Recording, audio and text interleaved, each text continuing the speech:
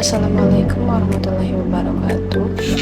Halo teman-teman semuanya, perkenalkan saya Putri Devida dari D3 Keperawatan tingkat 2B. Pada kesempatan kali ini saya akan memaparkan materi mengenai kesehatan jiwa yang meliputi fenomena kejadian masalah kesehatan jiwa di Eropa, Asia, dan Indonesia, serta pengertian kesehatan jiwa menurut WHO dan Undang-Undang Republik Indonesia, serta peran perawat dalam pelayanan kesehatan jiwa. Yang pertama yaitu fenomena kejadian kesehatan jiwa di Eropa. Gangguan kesehatan jiwa menjadi salah satu penyebab utama disabilitas dan penurunan kualitas hidup.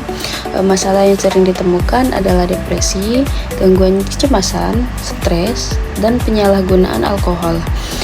Faktor penyebab antara lain tekanan pekerjaan, kesepian, perubahan sosial, dan penuaan penduduk. Dan yang terakhir, WHO mengatakan bahwa jutaan penduduk Eropa mengalami gangguan mental setiap tahunnya. Adapun di negara Asia, yaitu Asia memiliki jumlah penderita gangguan jiwa yang cukup tinggi karena jumlah penduduknya yang besar. Gangguan yang sering terjadi meliputi depresi, kecemasan, skizofrenia, dan gangguan akibat stres. Faktor risiko meliputi kemiskinan, bencana alam, urbanisasi, konflik sosial, dan stigma terhadap penderita gangguan jiwa. Kesadaran masyarakat untuk mencari bantuan kesehatan jiwa masih relatif rendah di berbagai negara Asia. Yang selanjutnya di Indonesia, masalah kesehatan jiwa masih menjadi salah satu kesehatan masyarakat yang penting.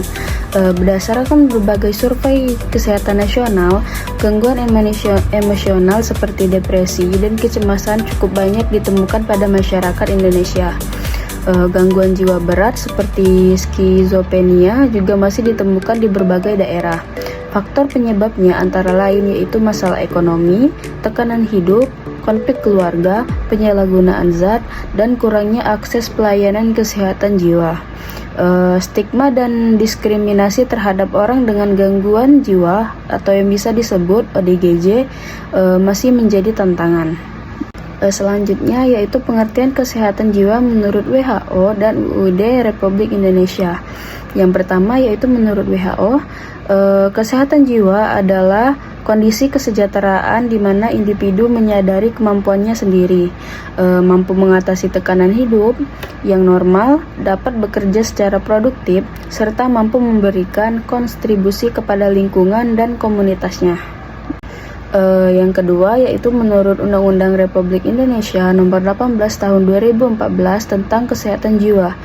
Kesehatan jiwa adalah kondisi di mana individu dapat berkembang secara fisik, mental, spiritual, dan sosial, sehingga individu tersebut menyadari kemampuan dirinya sendiri, mampu mengatasi tekanan, bekerja secara produktif, dan mampu memberikan kontribusi bagi masyarakat.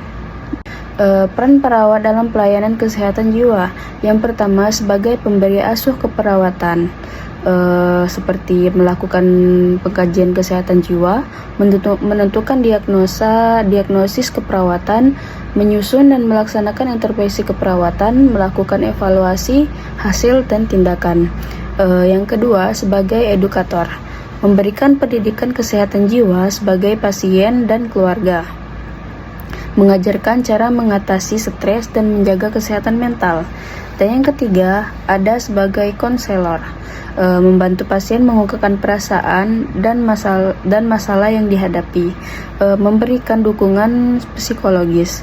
Yang keempat sebagai advokat, melindungi hak-hak pasien gangguan jiwa, membantu pasien memperoleh pelayanan kesehatan yang layak.